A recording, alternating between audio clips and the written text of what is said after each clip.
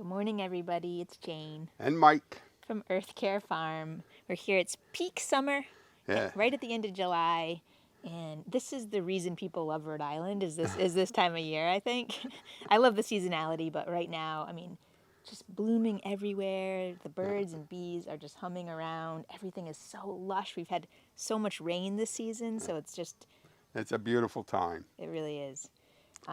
So we're going to talk to you a little bit about what's happening on the farm right now. We're here in the high tunnel. It just got some fresh plastic last week. It had been a little overdue for that, so I'm excited to see how it performs this winter with that fresh skin on it. And it's beautiful in here right now. We've got ginger, turmeric, tomatoes, tomatillos. The rosemary is like 6 years old now and just looking amazing. Sweet potatoes, which if anybody's interested in cooking sweet potatoes, sweet potato greens, they're amazingly nutritious, and we have a great video on our YouTube about cooking with them. What else, Poppy? What's happening in here? Just And the pollinators are here. They are. I've got some holy basil in my hand. If you're not familiar with holy basil, it feels like the herb of my summer right now. It's not as it's more of a sweeter than a regular basil that you think of making pestos with. It's really great for iced teas, and it just smells amazing. You wonder where these names came from.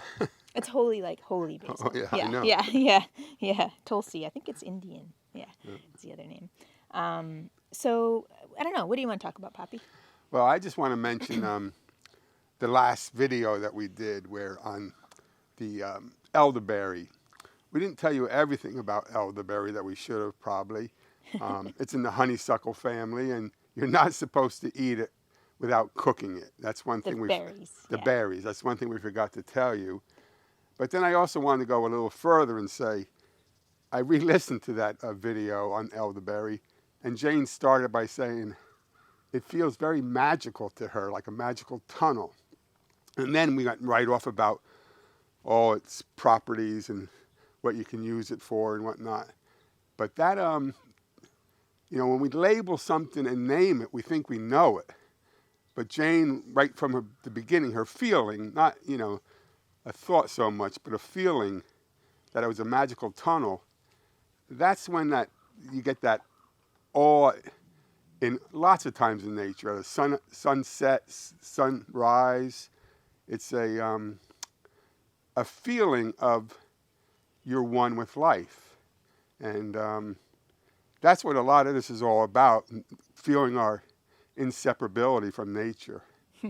It goes beyond our intellect. It's something that you just feel. And we blew it in that elderberry video where Jane started. She had the feeling, and I brought right away in the practicality of the hedgerow and other aspects. So I never know what you're going to say. I did not know that was coming. Well, yeah. I think that we bring balance to each other, though, because I kind of walk around on this like rainbowy cloud, and that's where I live, in that place of magic, and I also need to be brought down into, And I'm very, very grounded. So I think there's balance between the two of us, Yeah. that we can have the both. I think I know I'm going to be soil. I'm That's probably how grounded. I'll be the starlight, and you can be soil. Okay. Yeah, great. And I think the magical elderberry tunnel is even more magical right now. We'll show you. It's loaded with berries right now. It is just going to feed immense amount of birds. I'm really excited about that, and humans. And just the immune boosting properties it has. It's so energizing and so delicious and sweet. It's like just that taste of sunshine. It's amazing. Yes, and we have so many more birds now than when it was a forest. It was not nearly the bird population that we have now with all the diversity. They really like these little hedgerows around of things, and we've just been conscientiously creating habitat for them, which I'm so excited to do, at our new land. It's just a big open blank slate right now, and I'm so excited to bring in that habitat. Oh, you can revegetate it, you can heal it. It's been somewhat abused from our human perspective, and it needs a little bit of healing. Well, we're going to bring it. That process has been going well. We had a public hearing for the town of Sterling, where our new land is, and I felt like I felt a lot. I felt more rooted in the community after that hearing, and I'm really excited to dig in and meet everybody and really get to know that land more. I've been finding blueberries and blackberries on the land, and there's something that happens when you eat from the land. It connects you more to that piece. You're getting that soil, those soil microbes, the water from that area, just the essence, that terroir of that place. Yeah. It becomes part of you, and so I'm loving that grounding aspect. Yeah. So, yeah, but yeah, we can show you a little bit what's going on. Not everything is perfect. Like, we're showing you beautiful things, but we've been struggling a little bit with some squash beetles on the cucumbers. The tomato hornworms are starting to come in, but we're also seeing a little bit of those. The wasps laying the eggs on the tomato hornworms, which is so exciting, just that nature bringing balance to itself. If you're not familiar with that, if you find your tomato hornworms with little, almost looks like white Tic Tacs on the back, leave those, because that's the eggs that will hatch and actually consume that tomato hornworm and bring balance to that area. And if they don't have, if you see the frass, look above the frass on the tomato plant, and if they don't have those white little whatever they are, all those white little Eggs. eggs, Yeah. I would pick the tomato hornworm off.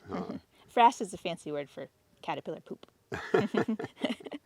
And you might want to explain why you're so dressed up as a farmer. I'm going to the Newport Folk Festival today because balance in nature and balance in humanity is also very important. So it's about 15 years in a row I've been going to the Newport Folk Festival. It's a great time. It just happens to be today. She doesn't work in these clothes. Nope. I could, though, as I'm skipping through magical elderberry. Great. I mean, what did we cover everything? We had our first ripe tomatoes. It's kind of late this year, end of July, but that's kind of expected here. They're delicious. And that's my favorite thing, a tomato sandwich. And I want to give big kudos out to the team. I'm really entrenched in the new land and permitting and all these new things, and we have an amazing team here that's taking care of the fields. Kind of the first year that I've really relinquished my responsibilities here, and I think it looks better than ever. So kudos. It does look better than ever. It's nice to have the help. It takes a village. It really does. So, all right. Well, thank you everybody for listening, and we'll be in touch soon. See you soon. Thanks for listening. So much appreciation for you.